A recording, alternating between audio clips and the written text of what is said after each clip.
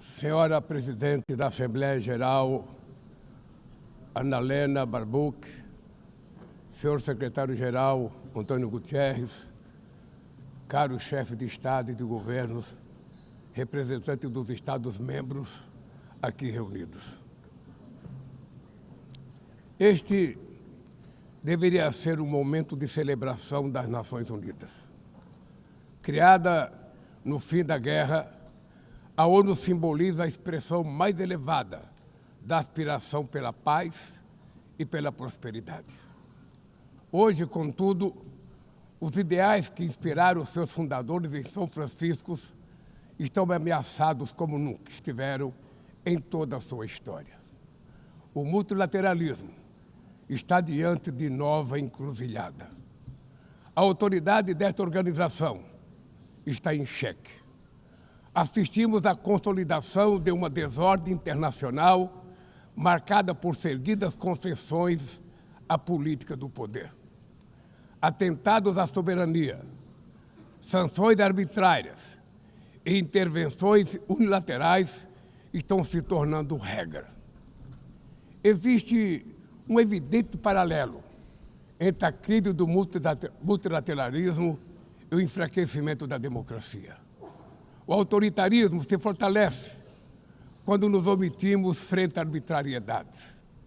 Quando a sociedade internacional vacila na defesa da paz, da soberania e do direito, as consequências são trágicas. Em todo o mundo, forças antidemocráticas tentam subjugar as instituições e sufocar as liberdades. Cultuam a violência, exaltam a ignorância, atuam como milícias físicas e digitais e cerceiam a imprensa. Mesmo sob ataques sem precedentes, o Brasil optou por resistir e defender sua democracia, reconquistada há 40 anos pelo seu povo, depois de 2 décadas de governos ditatoriais. Não há justificativa para as medidas unilaterais e arbitrárias contra as nossas instituições e nossa economia. A agressão contra a independência do Poder Judiciário é inaceitável. Esta ingerência em assuntos internos conta com o auxílio de uma extrema-direita subserviente e saudosa de antigas hegemonias. Falsos patriotas arquitetam e promovem publicamente ações contra o Brasil. Não há pacificação com impunidade. Há poucos dias, e pela primeira vez em 525 anos de nossa história, um ex-chefe de Estado foi condenado por atentar contra o Estado Democrático de Direito. Foi investigado, indiciado e julgado, e responsabilizado pelos seus atos em um processo minucioso. Teve amplo direito de defesa, prerrogativa que as ditaduras negam às suas vítimas. Diante dos olhos do mundo, o Brasil deu um recado a todos os candidatos autocratas e àqueles que os apoiam. Nossa democracia e nossa soberania são inegociáveis. Seguiremos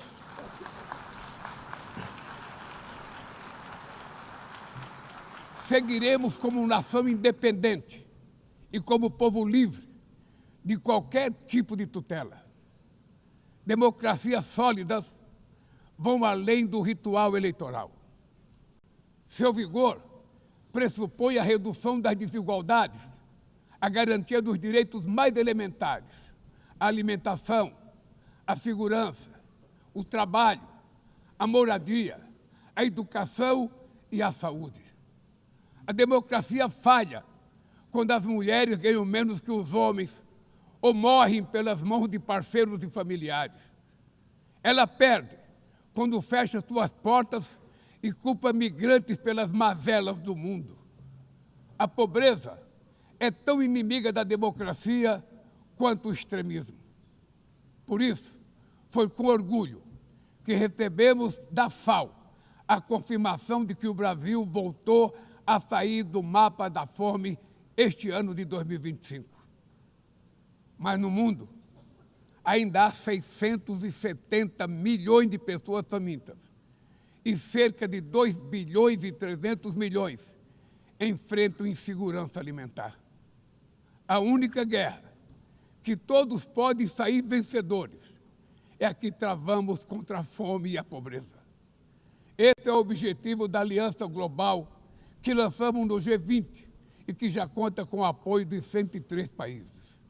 A comunidade internacional precisa rever suas prioridades, reduzir os gastos com guerras e aumentar a ajuda ao desenvolvimento, aliviar o serviço da dívida externa dos países mais pobres, sobretudo os africanos, e definir padrões mínimos de tributação global para que os super ricos paguem mais impostos que os trabalhadores. A democracia também se mede pela capacidade de proteger as famílias e a infância. As plataformas digitais trazem possibilidade de nos aproximar como jamais havíamos imaginado, mas têm sido usadas para semear intolerância, misoginia, xenofobia e desinformação. A internet não pode ser terra sem lei. Cabe ao poder público proteger os mais vulneráveis. Regular não é restringir a liberdade de expressão, é garantir que o que já é ilegal no mundo real seja tratado assim também no ambiente digital, no ambiente virtual. Ataques à regulação servem para encobrir interesses escusos e dar guarida a crimes como fraudes, tráfico de pessoas, pedofilia e investidas contra a democracia. O Parlamento brasileiro, corretamente, apressou-se em abordar esse problema. Com orgulho, promulguei na última semana uma das leis mais avançadas do mundo para a proteção de crianças e adolescentes na esfera digital. Também enviamos ao Congresso Nacional projeto de lei para fomentar a concorrência nos mercados digitais e para incentivar a instalação de data centers sustentáveis.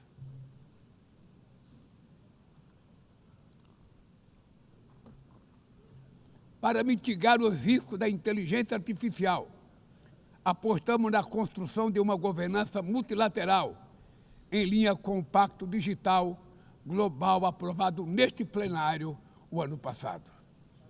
Senhoras e senhores, na América Latina e Caribe, vivemos um momento de crescente polarização e instabilidade.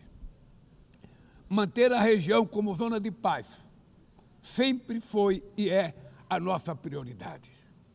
Somos um continente livre de armas de destruição em massa, sem conflitos étnicos ou religiosos. É preocupante a equiparação entre a criminalidade e o terrorismo. A forma mais eficaz de combater o tráfico de drogas é a cooperação para reprimir a lavagem de dinheiro e limitar o comércio de armas. Usar força letal em situações que não constituem conflitos armados equivale a executar pessoas sem julgamento. Outras partes do planeta já testemunharam intervenções que causaram danos maiores do que se pretendia evitar, com graves consequências humanitárias. A via do diálogo não deve estar fechada na Venezuela. O Haiti tem direito a um futuro livre de violência e é inadmissível que Cuba seja listada como o país que patrocina o terrorismo. No conflito na Ucrânia,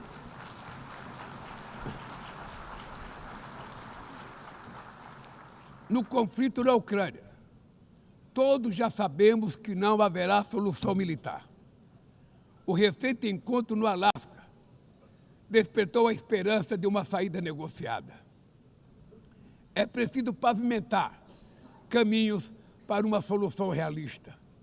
Isso implica levar em conta as legítimas preocupações de segurança de todas as partes. A iniciativa africana e o grupo de amigos da paz, criado por China e Brasil, podem contribuir para promover o diálogo. Nenhuma situação é mais emblemática do que o uso desproporcional e ilegal da força do que a da Palestina. Os atentados terroristas perpetrados pelo Hamas são indefensáveis sob qualquer ângulo, mas nada, absolutamente nada, justifica o genocídio em curso em Gaza. Ali, sob toneladas de escombros, estão enterradas dezenas de milhares de mulheres e crianças inocentes. Ali também estão sepultados o direito internacional humanitário e o mito da superioridade ética do Ocidente. Esse massacre não aconteceria sem a cumplicidade dos que poderiam evitá-lo. Em Gaza, fome é usado como arma de guerra e o deslocamento forçado de populações é praticado impunemente. Quero expressar minha admiração aos judeus que, dentro e fora de Israel, se opõem a esta punição coletiva. O povo palestino corre o risco de desaparecer. Só sobreviverá como um Estado independente integrado à comunidade internacional. Esta é a solução defendida por mais de 150 membros da ONU, reafirmada ontem aqui, neste mesmo plenário, mas obstruída por um único veto. É lamentável que o presidente Mahmoud Abbas tenha sido impedido pelo país anfitrião de ocupar a bancada da Palestina nesse momento histórico.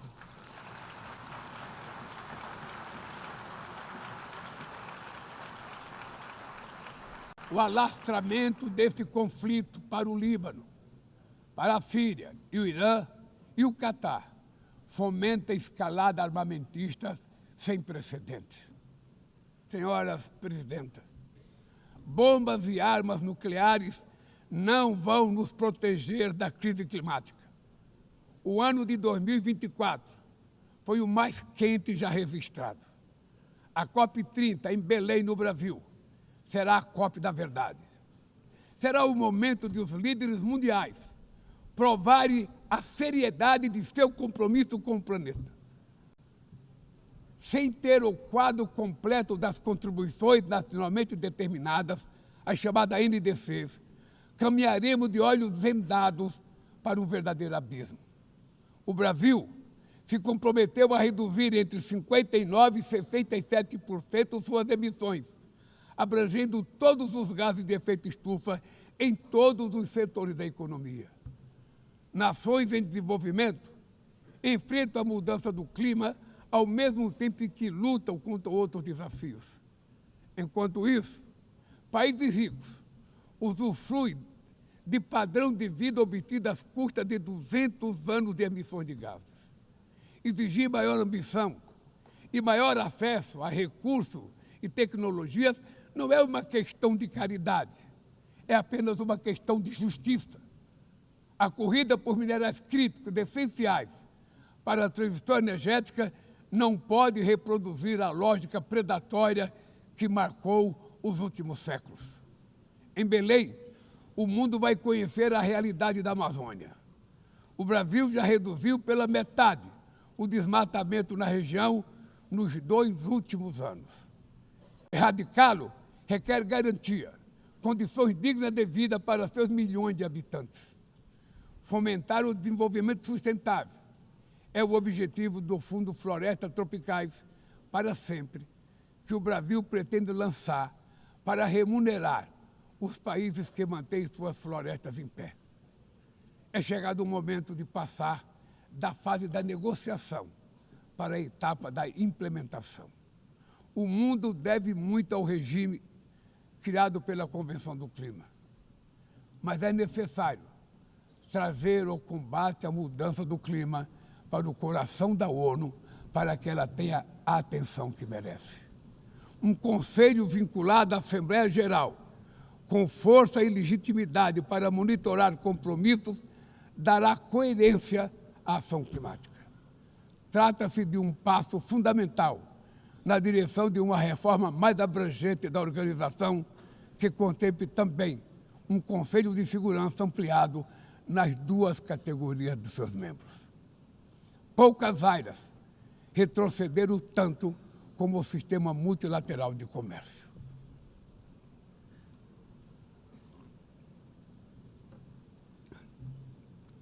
Medidas unilaterais transformam em letra morta princípios basilares como a cláusula de nação mais favorecida. Desorganizam cadeias de valor e lançam a economia mundial em uma espiral perniciosa de preços altos e estagnação. É urgente refundar a OMC em bases modernas e flexíveis. Senhoras e senhores, este ano o mundo perdeu duas personalidades excepcionais.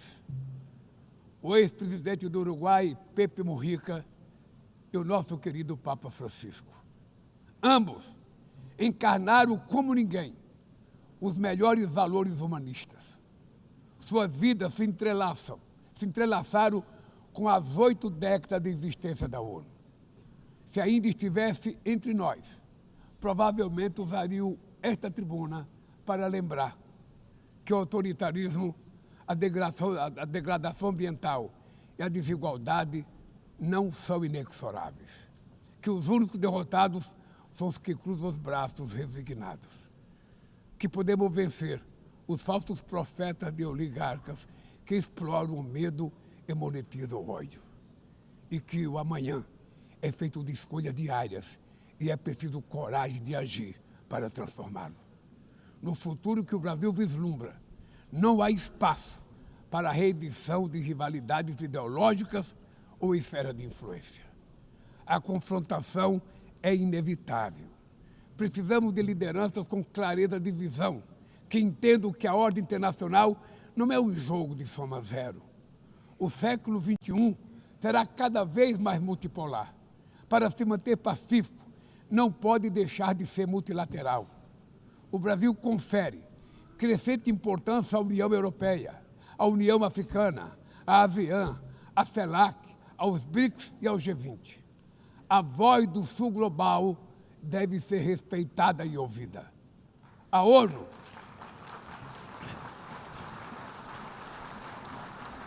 ONU tem hoje quase 4 vezes mais membros do que os 51 que estiveram na sua fundação. Nossa missão histórica é a de torná-la novamente portadora de esperanças e promotora da igualdade e da paz, do desenvolvimento sustentável e da diversidade e da tolerância. Que Deus nos abençoe a todos e muito obrigado.